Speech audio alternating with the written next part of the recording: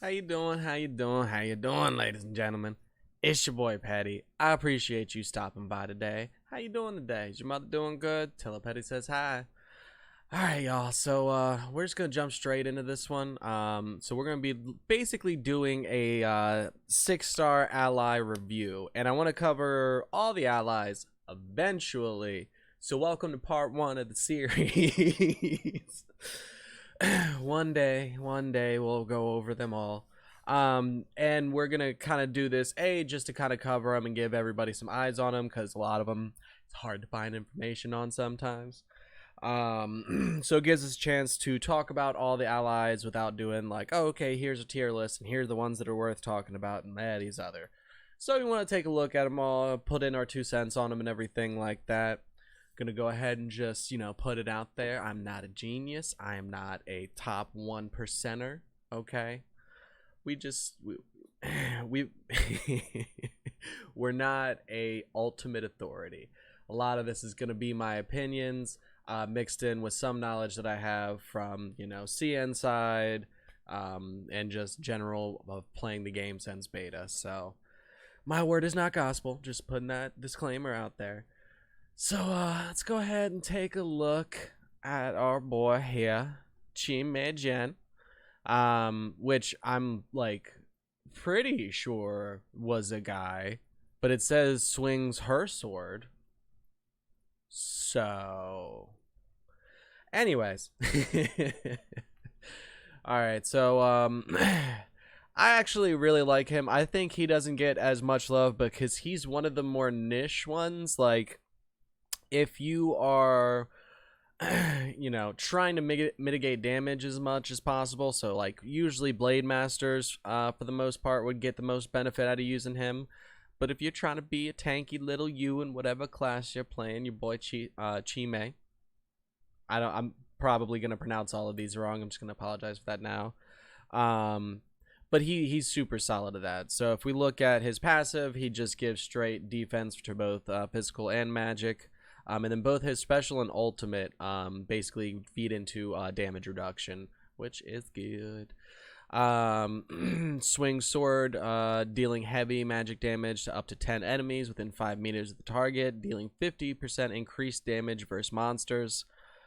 Targets hit deal reduced damage for 10 seconds. And then over on the ultimate, he has a chance to create a shield that absorbs damage for 10 seconds and grants additional damage reduction. So don't have the exact numbers on how much damage he's reducing if both those things are going off at once. But it's probably pretty solid. If you actually have him and use him, you should be able to open your profile screen while you're like in training or something, and if those pop up, you should be able to see it under your buff section, and it should give us more information on what the actual numbers are. Because instead of having everything just easily explained everywhere it shows up, it's here's a bit of information, here's a bit of information, here's a bit of information. You didn't see my hand the other time. There we go. Stick to the bit.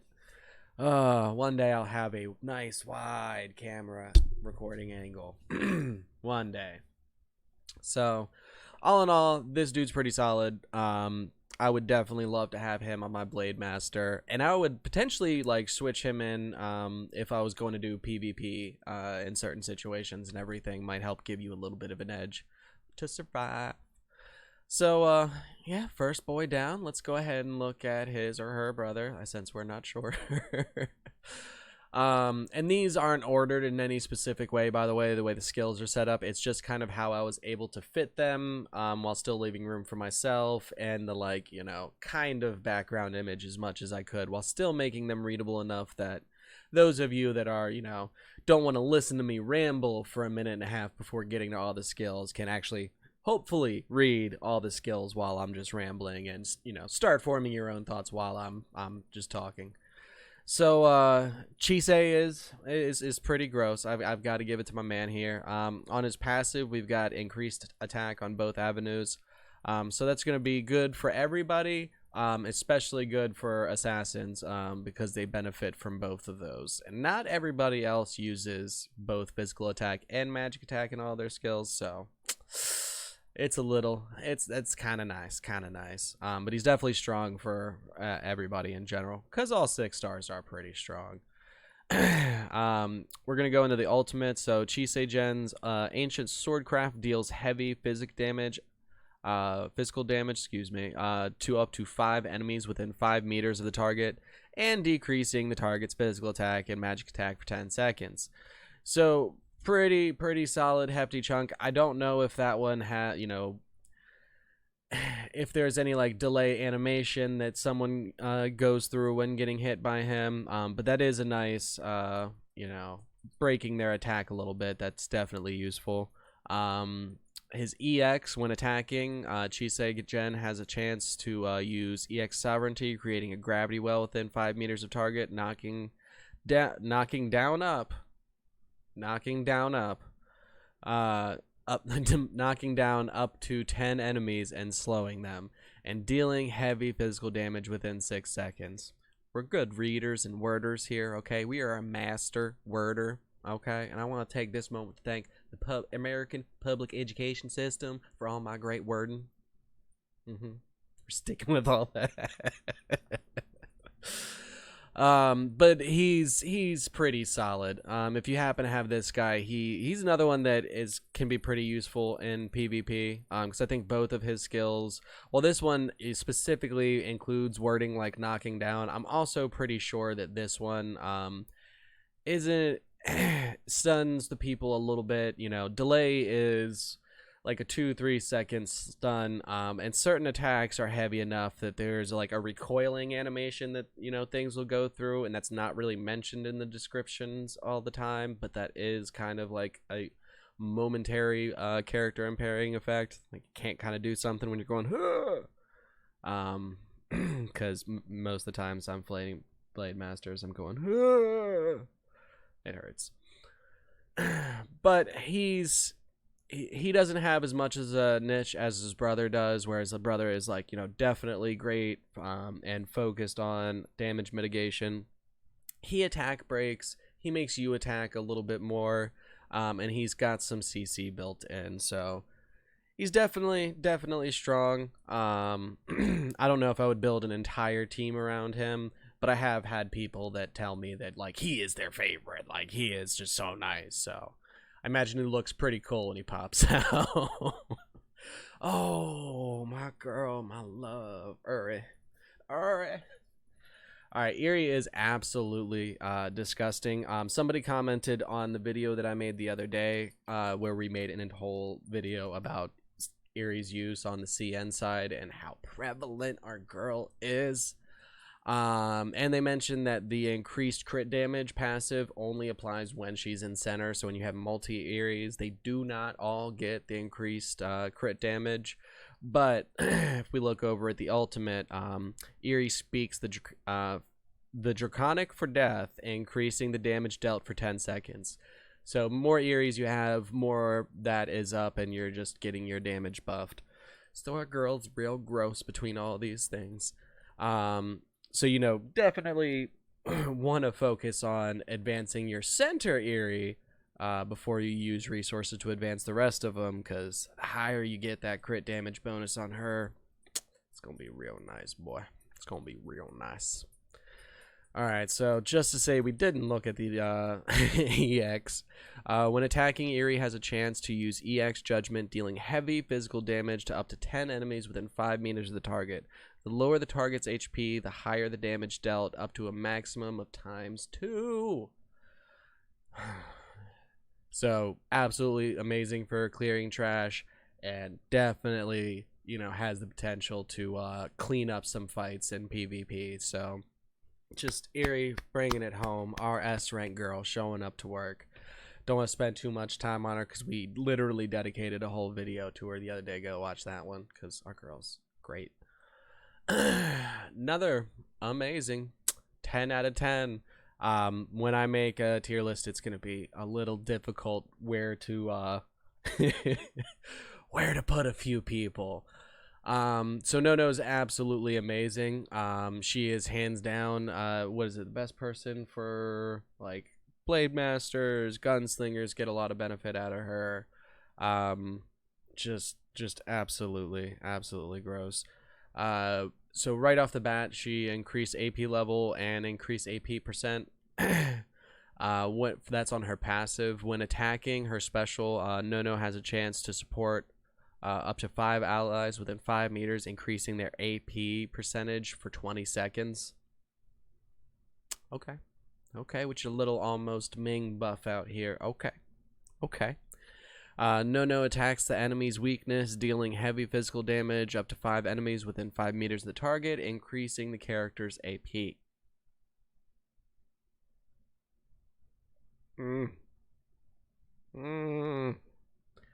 So Nono will help you do aggressive damage. I can definitely see why there's a few teams that it would be like, you know, 2 Eries, 2 Nonos, and then Ming or someone like that. I can definitely see how that would be a gross setup. I'm sure you would have to spend a couple $1,000 to have that loadout. But in terms of pairing, putting her with other people like Ming, that can boost some of your damage, it's gonna be pretty gross. So basically the only person that Nono isn't probably amazing for, Soul Dancers, maybe? I don't know. I've seen a few Soul Dancers build for damage and just bully people. Y'all do you. You do you. It's fine. It's fine. Our boy Rui Kazama. He's interesting. I don't hear him talked about as much as I think as much as I would assume people would after reading these skills and staring at them for a second, like, huh. So right off the bat, the passive, we've got increased character hit percentage. That's not a very easy to come by stat, so it'd be interesting to see how much of an effect that has. Something like that could potentially help you, you know, against slightly higher level players than you, and accuracy against, you know, high level mobs and stuff like that. So that's an interesting one. Not exactly what raises our eyebrow. So let's take a look at the EX, where EX Dream Eater.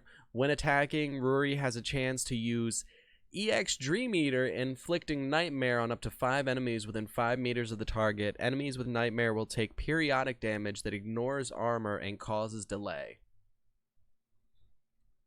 I would like him in PvP, please. Oh, that would just be so aggressive.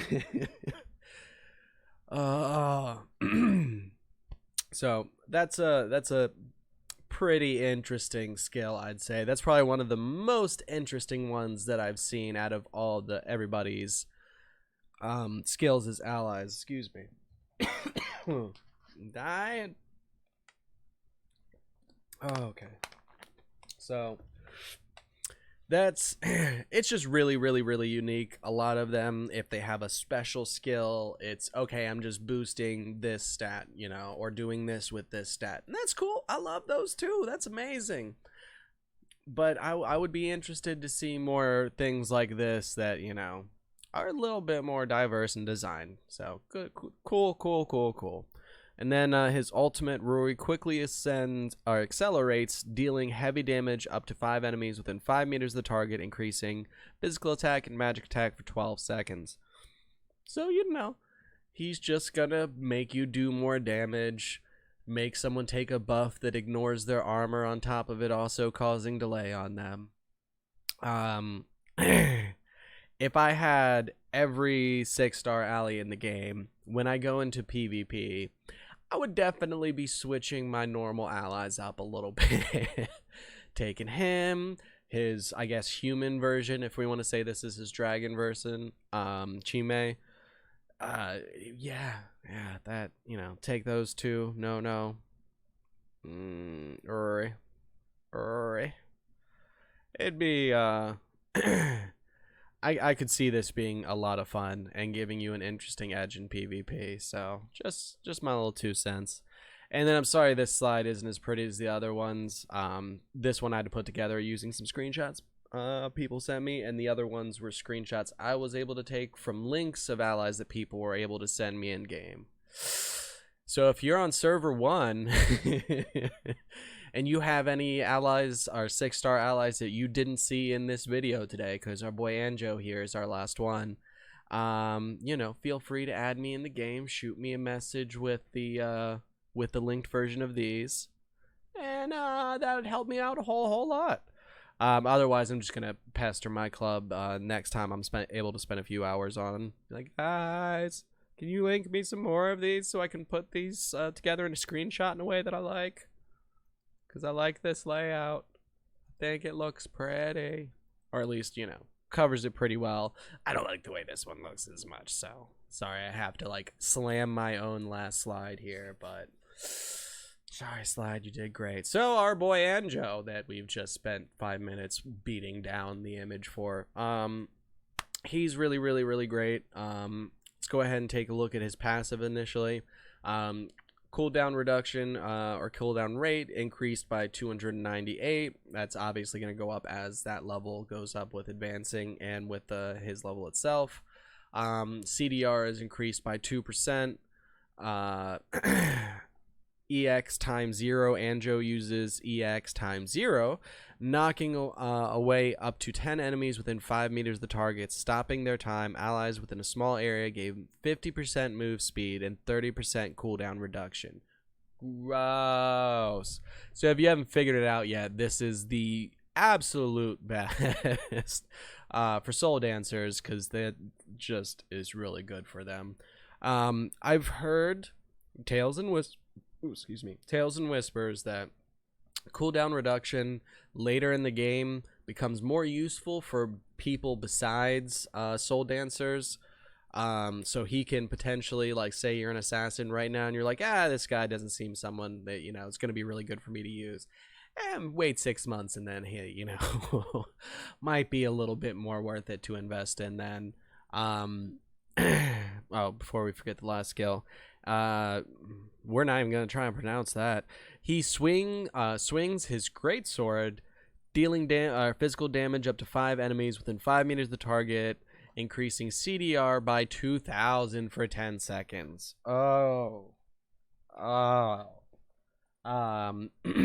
saw Anjou in a handful of times in CN, so he is being used late game. He didn't, you know, there wasn't like 3 versions of Anjou on teams or anything like that, but he did pop up a decent amount, so he is definitely great. If you're a soul dancer, he is amazing. And everybody else, he, you know, very well could be good for us down the road once we have a lot higher and more bloated stats. Stats aren't always weighted the same at different levels and everything like that. If you've ever played World of Warcraft or anything like that and know anything about like the DPS meters and stuff, and how when you would look at the charts and everything, they would say, okay, for this level of equipment and gear, these are, you know, the top 5 damage classes. Okay, now you go up another 40-50 points in gear level and equipment power. All right, these are the ones that are now performing well in those brackets, because the way that their multipliers work and the way that the programming is designed and the way that just balances in the game, all of these things working together will, you know, impact things differently. So everything that we're pushing for right now might not be the stats that we're looking for and pushing for 6 months from now. So don't count dudes like this out, is my very long and short of it, minus the short. Sorry.